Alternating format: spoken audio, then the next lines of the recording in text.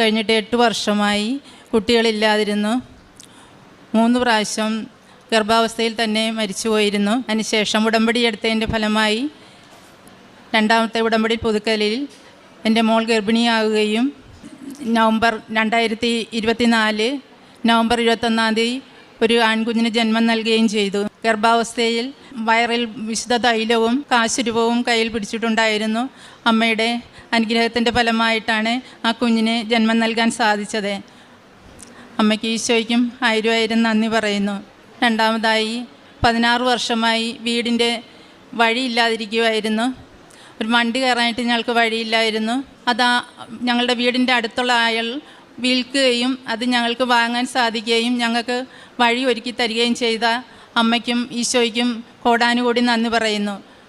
ഉപ്പും കാശുരൂപവും വിതറിയിട്ടാണ് ആ വഴി ഞങ്ങൾക്ക് ഒരുക്കി തന്നത് അമ്മ.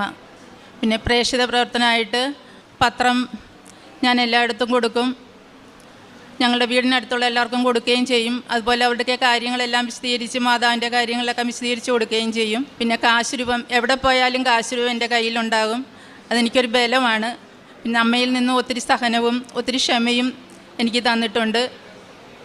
എൻ്റെ കുഞ്ഞുങ്ങളുടെ കാര്യങ്ങൾക്കെല്ലാം ദൈവത്തിനോട് അമ്മയോടും ഈശോയോടും ഞാൻ എന്നും കാശുരൂപവും വിശുദ്ധ തൈലവും വെളുപ്പിനെ പ്രത്യക്ഷ പ്രാർത്ഥനയ്ക്ക് വിശുദ്ധ തൈലം എന്നും ഞാൻ അവരെ മനസ്സിൽ ഓർമ്മിച്ച് കുരിശ് വരച്ചിട്ടാണ് അവരുടെ ഓരോ കാര്യങ്ങളും അമ്മ ഈശോയും നടത്തി തരുന്നത്.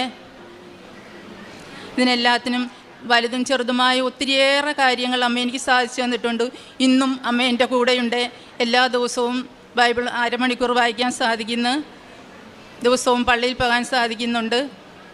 എന്നാൽ കഴിയുന്ന വിധത്തിൽ മറ്റുള്ളവർക്ക് സഹായങ്ങൾ ചെയ്യുന്നുണ്ട്. ഈശോയുമായിട്ട് എനിക്ക് മാതാവ് ഈശോയായിട്ട് അടുത്തതിന് ഫലമായിട്ട് എനിക്ക് സഹനത്തിന് ഒത്തിരിയേറെ സഹനം ഉണ്ടാകുന്നുണ്ട്. ക്ഷമിക്കാൻ സാധിക്കുന്നുണ്ട്.